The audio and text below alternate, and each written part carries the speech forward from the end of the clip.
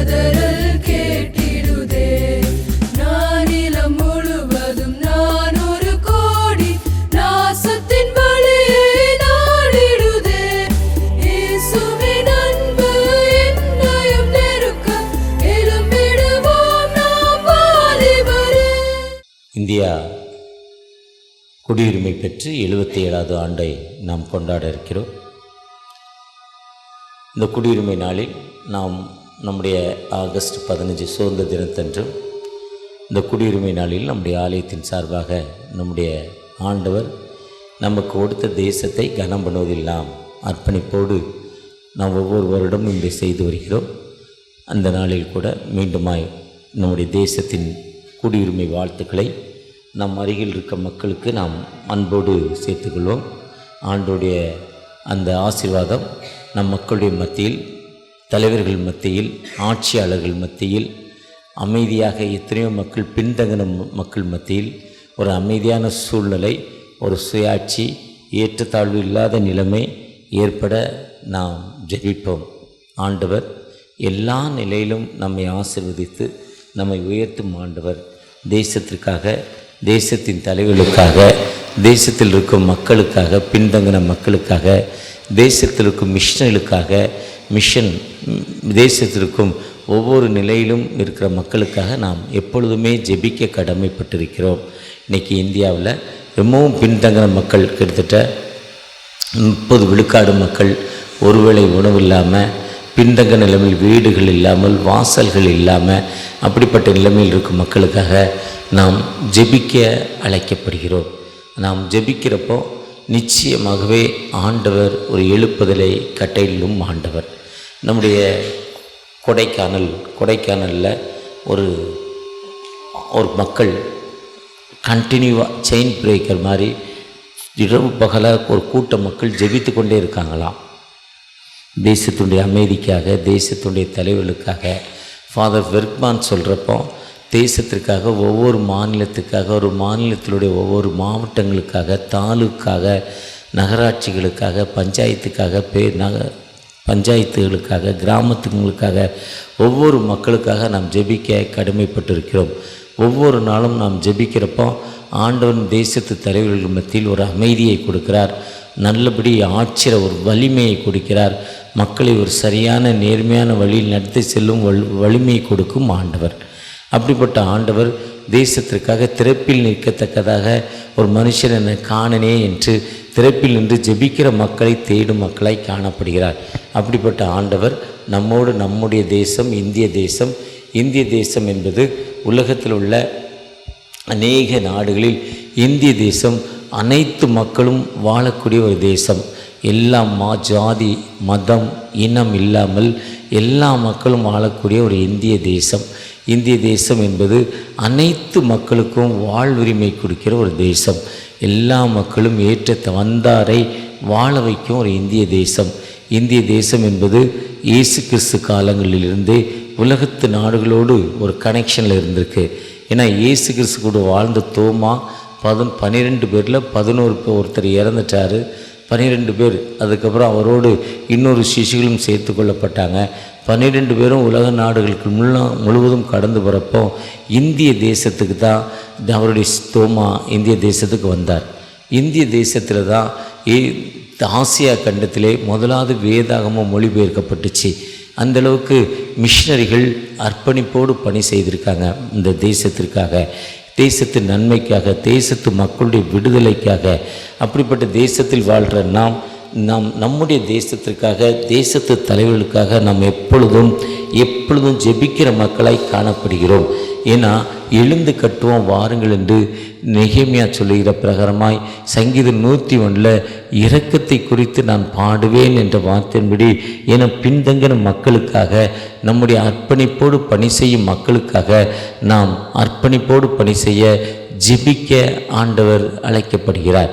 ஏன்னா மிஷன் என்பது டைரக்டாக இயேசு கிறிஸ்து ரட்சிக்கிறார், இயேசு கிறிஸ்து சுகமளிக்கிறார், இயேசு கிறிஸ்து வாழ்வளிக்கிறார் என்பதை விட மிஷன் என்பது அந்த பகுதியில் அந்த மக்களுடைய தேவைகள் என்ன என்பதை அறிந்து அந்த மக்களுடைய கல்வி பணியிலையும், சமுதாய பணியிலையும், மருத்துவ பணியிலையும் தங்களை அர்ப்பணிக்கும் மிஷனரிகள், ஒருவேளை முன்னால் வந்த மிஷனரிகளையும் அதே காரியங்களை தான் செய்திருக்காங்க.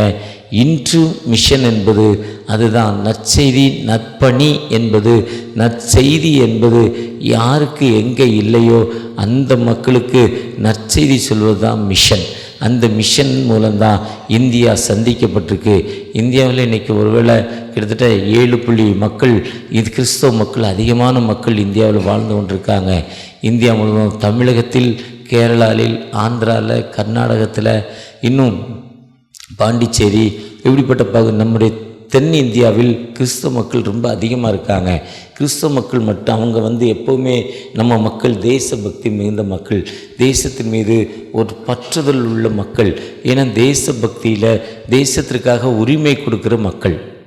சீகன் பால் 1706 ஜூலை 9 வந்த பொழுது அவர் தரங்கம்பாடியில் இறங்கினார்.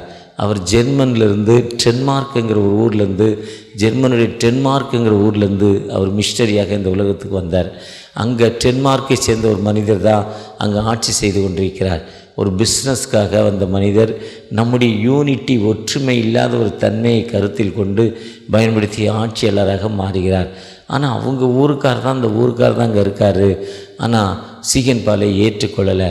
காரணம், அவர் பண்ணுற தப்புக்கள், அவர் பண்ணுற ஏமாற்றுத்தனம் நம்மை காட்டி கொடுத்துருவாரோ என்பதற்காக சீகன் பாலுக்கு விசா கொடுக்காம அந்த கடற்கரை ஓரமாகவே நிற்க வைக்கிறார். நம்ம அங்கே போன மக்கள் அனைவரும் பார்த்தோம். அந்த கடற்கரை ஓரமாக ஒரு சிலுவை இருக்கும். அந்த சிலுவை பக்கத்தில், சிலுவை அந்த இடத்துல தான் 3 நாட்கள் இரவு பகலாக நிற்பதாக சொல்கிறாங்க. அப்புறம் ஒரு நாள் அங்கே லோக்கல் இருக்க கிருஷ்ணதேவ பிள்ளைங்கிற ஒரு மனிதர் தான் அவர் ஊருக்குள்ளே கூப்பிட்டு போகிறார். கூட்டு போய் அவர் ஒரு 18 மாதங்களில் அங்கே இருக்க ஒரு ஏழை பெண்ணை அந்த ஆட்சியாளர் அவங்க ஊருக்கார் கொடுமைப்படுத்துகிறார். அப்படி கொடுமைப்படுத்துகிறப்போ இவர் கேள்வி கேட்குறார், ஏன் இந்த ஊரில் இந்த மக்களை அடிமைப்படுத்துகிற? இந்த மக்களை அடிமைப்படுத்துறதுக்கு நீ யார்? நீ ஒன்றும் இவங்களுடைய இந்த மண்ணின் மகன் இல்லையே, இந்த மக்களை நீ அடிமைப்படுத்தக்கூடாதுன்னு ஒரு கேள்வி கேட்டதால் தான் 18 மாதங்கள் அந்த ஜெயிலில் இருக்கிறார்.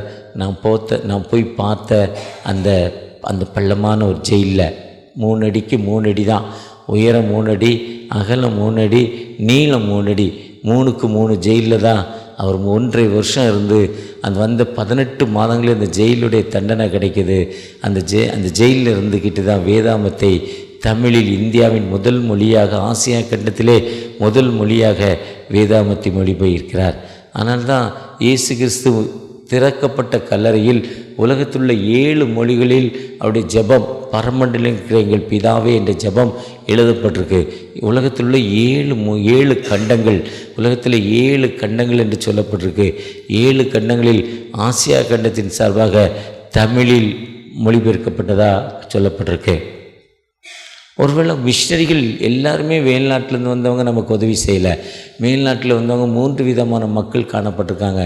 ஒரு மக்கள் ரூலர் என்று சொல்லப்பட்டிருக்கு, ஆட்சியாளர்கள். அவர்கள் ஆட்சி உரிமையை பிடித்து நம்மை அடிமைப்படுத்தி கொண்டிருக்காங்க. இன்னொரு மக்கள் பிஸ்னஸ்மேன், அங்கே இருக்கிற பொருளை இங்கே கொண்டாந்து விற்கிறது, இங்கே இருக்க பொருளை அங்கே கொண்டு போய் விற்கிறது. ஒருவேளை அங்கே இருக்க மேல்நாட்டு இந்த சிகரெட்டுக்குரிய புகையிலை மற்றும் மேல்நாட்டுக்குரிய செண்டு, வாசன திரவியங்கள், மேல்நாட்டில் இருக்கிற அந்த கொஞ்சம் ஐஃபை பொருளெல்லாம் அங்கேருந்து கொண்டாந்து இங்கே விற்றுட்டு, இங்கே இருக்க பொருளாகிய இங்கே விளையக்கூடிய ஏலக்காய், சீரகம், இப்படி வாசன திரவியங்களை வாங்கிட்டு பிஸ்னஸ்மேன் இங்கே இருக்க பொருளை எடுத்துக்கொண்டே அவங்க ஊரில் சேர்த்துருக்காங்க. அது 2வது வகை. 3வது வகை மிஷனரிகள், நற்செய்தியாளர்கள். மிஷன் யார் அடிமைப்பட்டிருக்காங்களோ அந்த மக்களுக்கு காஸ்பல்ங்கிற மூலம் நமக்கு மருத்துவ பணி, சமூக பணி. அதுதான் சீகன் பால் 14 ஆண்டுகளில் 1904 1918 வரை 378 சமுதாய ஸ்கூல் ஆரம்பிச்சிருக்கார். 378 ஸ்கூல், 175 சமுதாய கூடங்கள். சமுதாய கூடங்கள் 178, சர்ச்சஸ் 378, திருச்சபைகள் 378 சர்ச்சஸ் ஆரம்பிக்கிறார். அதனுடைய ஆதாரம் நீங்கள் டோனாவூர் போனால், டோனாவூரில் ஒரு சிஎஸ்ஐ சர்ச்சு முன்னால் நம்முடைய அந்த ராணி சைர்வாளுடைய கல்வெட்டு வைக்கப்பட்டிருக்கு. ரேனிஸ் அவருடைய சிலை வைக்கப்பட்டிருக்கு. அதுதான் இந்தியாவின் அப்போஸ்தலன் என்று அழைக்கப்படுகிற ரேனிஸ் 370 சர்ச்சை 14 ஆண்டுகளில் ஆரம்பிச்சிருக்கிறார். அது திருநெல்வேலியோட அப்போஸ்தலன் சொல்லுவாங்க. ஒருவேளை சென்னையில் பார்த்தீங்கன்னா அந்திரேயா, அதே மிஷன் தான், ஸ்காட்லாந்து மிஷன்லேருந்து வந்த அந்திரேயா. ஸ்காட்லாந்துன்னா அந்திரேயா மிஷன். இயேசு கிறிஸ்துடைய சீசர்கள் பேதுடைய அண்ணன் அந்திரேயா. அது அவர் ஸ்காட்லாந்தில் போய் இறக்குறாரு. ஸ்காட்லாந்து தலைகீழ் அவரை எக்ஸுடைய சிலுவையில் இறைகிறாங்க. அதான் ஸ்காட்லாந்து மிஷன். அங்கேருந்து ஆண்டர்சன் வந்து Rainy hospital, Kalyani hospital, Rajagopal, Northwick, Kanchipuram mission hospital, Chengalpattu Columbia school, செங்கல்பட்டில் ஹாஸ்பிட்டல், இப்படி அவர் 14 ஆண்டுகளில் தன்னுடைய வாழ்வையே அர்ப்பணித்திருக்கிறார். அர்ப்பணித்தால்தான் நம்ம ஏரியாவில் இருக்கிற அநேக பள்ளிகள், நார்த்விக் ஸ்கூல்லாம் அவர் காலங்களில் ஆரம்பிக்கப்பட்டது. நார்த்விக் ராயபுரம் சர்ச்சு, அது ஒரு மிஷன் சென்டர். அங்கே தான் ஒரு ஷெட்டு போட்டு தங்குறாங்களாம். அன்றைக்கி நம்ம ஒரு திருமணத்துக்கு போயிருக்கப்போ, செல்வம் மகளுடைய திருமணத்துக்கு போயிருக்கோம், அந்த குருவானவர் ஒரு பெரிய சரித்திரம் சொன்னார். இங்கேருந்து அப்படியே ஷெட்டு போட்டு காசிமேடு வரையும் ஷெட்டு போட்டு தங்கினாங்க தங்கம் சொன்னார். அந்த மிஷன் அவங்க வந்து ஸ்கூல் ஆரம்பித்தாங்க. இயேசு கிறிஸ்து நல்லவர், இயேசு கிறிஸ்து ரட்சிக்கிறார், இயேசு கிறிஸ்து சுகமளிக்கிறான்னு சொல்வதை விட தன்னுடைய வாழ்க்கையை அர்ப்பணித்தாங்க. ரெய்னி ஹாஸ்பிட்டல் என்பது முன்னால் எம்சி ரோட்லேருந்து பின்னால் பீச் ரோடு வரையும் அந்த இடமா ரெய்னி ஹாஸ்பிட்டல் இடம். அதேமாரி காஞ்சிபுரத்தில் மிஷன் ஹாஸ்பிட்டல். அவருடைய நினைவு நாள் நவம்பர் 30. அந்த ஸ்காட்லாந்து மிஷன்லேருந்து அங்கே எங்கே பணி அரக்கோணம் பகுதியில் எல்லாம் ஸ்காட்லாந்து மிஷன் சிலுவை எக்ஸ்வடியில் வச்சுருவாங்க. அந்த ஸ்காட்லாந்து மிஷனில் அந்த நவம்பர் 30 அவருடைய அந்த நினைவு நாளில் சர்வீஸ் நடத்தி அந்த மக்கள் சர்ச்சிலேருந்து லைட்டு, வீட்டுக்கு எல்லோரும் கேண்டில் ஒரு லைட் எடுத்துகிட்டு போகிறாங்க. ரொம்ப சிறப்பான சர்வீஸாக இருக்கும். செங்கல்பட்டு ஆண்டர்சன் சர்ச்சிலையும் சரி, அரக்கோணத்துலேயும் சரி, ஒவ்வொரு வருடமும் நான் அந்த சர்வீஸில் அருமையான அன்பு நம்முடைய ஆயர் ரெவரண்ட் ஃபிடி பாஸ்கர் ஒவ்வொரு வருஷம் நீ கூப்பிட்டு போய் ஏதாவது ஒரு சர்ச்சில் ஒரு மெசேஜ் கொண்டு வைப்பார். எல்லா மக்களும் வீட்டிலேருந்து லைட்டு கொண்டு போய் எழும்பி பிரகாசி உன் ஒளி வந்தது. நம் எழும்பி பிரகாசிக்க, ஆண்டவரோடு இணைந்து ஆண்டவரோடு நாம் வாழ கிறிஸ்தவன் நமக்கு சொல்லிக் கொடுத்துருக்கு. ஆண்டவரோடு மட்டுமல்ல, தேசத்திற்காக, தேசத்து மக்களுக்காக, தேசத்துடைய தலைவர்களுக்காக, தேசத்தில் பின்தங்கின மக்களுக்கு நாம் உதவி செய்யும் மக்களாய், இதுதான் மிஷன். ஏன்னா தேச பக்தி என்பது நம்முடைய வேதத்தில் சொல்கிறப்போ அருமையான எல்லா இடத்துலையும் தேச பக்தி சொல்லுது. தேச பக்தி என்பது நாம் வாசிக்க கேட்ட 1 பேதுரு 2ஆம் அதிகாரம், நீங்கள் மனுஷருடைய கட்டளைகளின் யாவற்றிற்கும் கர்த்தர் நிமித்தம் கீழ்ப்படியுங்கள். 1 பேதுரு 2ஆம் அதிகாரம் 13ஆம் வசனத்தில், நீங்கள் மனுஷருடைய கட்டளைகள் யாவற்றிற்கும் கர்த்தர் நிமித்தம் கீழ்ப்படியுங்கள். Obey to the commandments. இந்திய சட்டத்திற்கு நீங்கள் கீழ்ப்படிய வேண்டும் என்று ஆண்டவர் சொல்கிறார். அதே நேரத்தில் அந்த 1 பேதுரு 16ஆம் அதிகாரத்தில் 1 பேதுரு 2ஆம் அதிகாரம் 16வது வசனத்தில் சொல்கிறாரு, அன்பு 17ஆம் வசனத்தில், கனம் பண்ணுங்கள், அன்பு கூறுங்கள், தேவனுக்கு பயந்திருங்கள், ராஜாவை கனம் பண்ணுங்கள். நம்முடைய ஆட்சியாளர், நம்முடைய ஜனாதிபதி, நம்முடைய பிரதமர், நம்முடைய கவர்னர், நம்முடைய முதல்வர், அவர்களோடு இணைந்து பணி செய்யும் அரசு அதிகாரிகள், அமைச்சர் பெருமக்கள் யாவரையும் நம்ம கனம் பண்ண வேண்டும் என்று வேதம் நமக்கு சொல்லிக் கொடுக்கு. 15ஆம் வசனம், நீங்கள் நன்மை செய்வதனாலே புத்தியினுடைய மனுஷனுடைய அறியாமை அடக்குவது தேவனுடைய சித்தமாய் இருக்கிறது என்று சொல்லி நீங்கள் நன்மை கனம் பண்ணுங்கள் என்று 17ஆவது வசனத்தில் சொல்கிறார். 1 பேதுரு 2:17. ஒருவேளை தேசத்துடைய பக்தியோடு வாழ்வதற்கு ஆண்டவர் நம்மை அழைக்கிறார். ஆஸ்திரேலியாவில் ஒரு பெரிய பியானோ போடுற மியூசிக் பிளேயரா, நல்ல பியானோ வாசிப்பாரா. அவரை இங்கிலாண்டில் இருக்க அரசி விக்டோரியா மகாராணி, அந்த நல்ல இசை வாசிக்கிறீங்க, எனக்கு கொஞ்சம் இசை வாசிங்க, உங்கள் இசையை கேட்க ஆர்வமாக இருக்குன்னு அந்த அரண்மனைக்கு கூப்பிட்டாங்களாம் இங்கிலாண்டுக்கு. அவர் போய் பியானோ வாசித்தாரா. அந்தம்மா அப்படியே ரசனை பண்ணுமா, அப்படியே உட்காந்துருக்கோம், மதிமயங்கி உட்காந்துருக்கிறப்போ ஒவ்வொரு நாளும் ஒரு gift கொடுக்குமா. விலை உயர்ந்த பொருட்கள், வைடூரியம், கோமேதகம், இப்படி விலை உயர்ந்த பொருட்கள் கொடுக்குமா. ஒரு நாள் அந்த அம்மா கேட்டுச்சான், உங்கள் தேசத்துடைய தேசிய கீதம் உங்கள் பியானோவில் போடுங்க எப்படி இருக்குன்னு சொன்னாங்களாம்.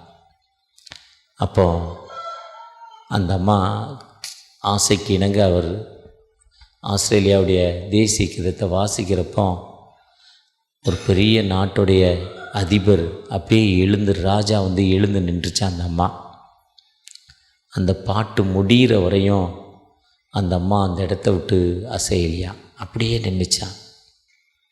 அப்போ அவர் என்ன சொல்கிறாருன்னா, பின்னால் எனக்கு அந்த அம்மா நிறைய பரிசு கொடுத்தாங்க, ஆனால் அதிக பரிசை காட்டிலும் எங்கள் தேசத்துடைய பியானோ தேசிய கீதத்தை வாசிக்கிறப்போ நான் அந்த அம்மா அப்படியே அட்டென்ஷனில் நின்றுச்சு. அதுதான் எனக்கு என் வாழ்க்கையில் மறக்க முடியாத ஒரு நினைவுன்னு அவர் சொல்கிறார். ஜான் ரவீந்திரநாத் தாகூர் வெஸ்ட் பெங்காலில் பிறந்தார். ஒரு ஏழை குடும்பத்தில் பிறந்தார், பின்தங்கின குடும்பத்தில் பிறந்தார். அவரை உதவாக்கிறன்னு அந்த குடும்பத்து மக்கள் எல்லாரும் சொன்னாங்க. ஆனால் அவர் தான் நம்முடைய ஜனகன மனகன தேசிய கீதத்தை எழுதினார். அந்த எழுதினதால் இன்றைக்கி இந்தியாவில் ஒரு உயர்ந்த மனிதர், எப்படி நம்ம தேசம் முழுவதும் காந்தியடிகள், காமராஜர், அம்பேத்கருடைய சிலைகள் வைக்கப்பட்டிருக்கோ, வெஸ்ட் பெங்கால் முழுவதும் ஜான் ரவீந்திரநாத்துடைய சிலைகள் வைக்கப்பட்டிருக்கு. ஒரு தாடி வச்ச மனிதர் அந்த உயர்ந்தார். அதற்கப்புறம் கடந்த 50வது நம்முடைய சுதந்திர தினத்தன்று ஏஆர் ரகுமான் வந்தே பாரதம்ங்கிற ஒரு பாட்டை எழுதினார். அந்த பாட்டை அவர் எழுதின பிறகு தான் உலக அளவில் பிரசித்தி பெற்ற ஒரு மியூசிக் டைரக்டராக மாறிட்டார். வேர்ல்டில் அதுவரை தமிழ்நாட்டில் மட்டும் இளையராஜாக்கு கீழே இருந்தார். அந்த நம்முடைய தேசிய கீதத்தை பாட்டத்தை அந்த 50வது தினத்தில் டெல்லியில் பாடினார். தனியாக அவரே இசையமைத்து அந்த பாட்டு வந்தே பாரதம் அந்த பாட்டு ரொம்ப சூப்பராக பாடுவார். அந்த பாடின பிறகு அவருடைய பெயர் ஓங்கிச்சு. ஒருவேளை நாம் நம்முடைய தேசத்திற்காக, தேசத்து நன்மைகளுக்காக நம்ம ஜெபிக்கிறப்போ ஆண்டவர் நம்மை உயர்த்தும் ஆண்டவர். இன்றைக்கி தேசத்தில் நிறைய பின்தங்கின மக்கள் காணப்படுறாங்க. கடந்த நாட்களில் மணிப்பூர் மாநிலத்துக்கு போயிருந்தேன். ஒரு கூட்ட மக்கள் எந்தவித அடிப்படை வசதி இல்லாமல் வாழ்ந்து கொண்டிருக்காங்க. இருக்க இடம் இல்லை, உண்ண உணவு இல்லை. அவங்களுடைய கேபிட்டல் சிட்டிக்கு அவங்களால வர முடியல. இங்கே இருக்க ஒரு கூட்ட மக்கள் அவங்கள வர விட மாட்டேங்காங்க. அவங்களுடைய கேபிட்டல் சிட்டிக்கு அவங்க வர முடியாது. அங்கே தான் கலெக்டர் இருக்கார், அங்கே தான் பாஸ்போர்ட் வாங்கணும். அப்படிப்பட்ட அடிப்படை உரிமை இல்லாமல், எந்தவித வசதி இல்லாமல் ஒரு கூட்ட மக்கள் வாழ்ந்து கொண்டிருக்காங்க. அஸ்ஸாம், அருணாச்சல் போனால் மிஸ் பீப்புள், தொலைக்கப்பட்ட மக்கள்னு ஒரு மக்கள் இருக்காங்க. கடந்த ஒரு 5-6 வருடங்களுக்கு முன்னால் நானும் என் துணைவியாரும் கடந்து போனோம். அந்த மக்களுடைய கீழாடை தான் மேலாடை. அவங்களுக்கு அந்த இன்ஸ்கர்ட் எடுத்து தான் மேலே வரையும் கட்டியிருக்காங்க. அவருடைய உணவு, பிரதான உணவு பண்ணி தான். விவசாயம் பண்ண தெரியல. அப்படி ஒரு கூட்ட மக்கள் நேபாளில் வாழ்ந்து கொண்டிருக்காங்க, அஸ்ஸாமில் வாழ்ந்து கொண்டிருக்காங்க. நேபாள் இன்னும் பின்தங்கின, அது இந்தியாவாக இல்லைனாலும் ரொம்ப ஒரு பின்தங்கின மக்கள் அங்கே வாழ்ந்து கொண்டிருக்காங்க. ஒருவேளை இந்த மக்களுக்கு மிஷன் மூலம்தான் இந்த மக்களுக்கு காஸ்பல் சொல்ல முடியும். மிஷனரிகள் தங்கள் வாழ்வை அர்ப்பணிப்போடு தேசத்துக்காக, தேசத்து மக்களுக்காக பணி செய்கிறாங்க. நம்முடைய ஜெபத்தில் தினமும் மிஷனலுக்காக ஜெபிக்கும்படி ஆண்டவருமை அழைக்கிறார். தினமும் ஒரு ஸ்டேட்டு, ஒரு டிஸ்ட்ரிக்ட், ஒரு தாலுக், ஒரு நகராட்சி, அங்கே இருக்க மிஷனரிகள், அங்கே இருக்க மக்கள், அந்த மக்களுடைய தேவை, அங்கே இருக்க மிஷன்.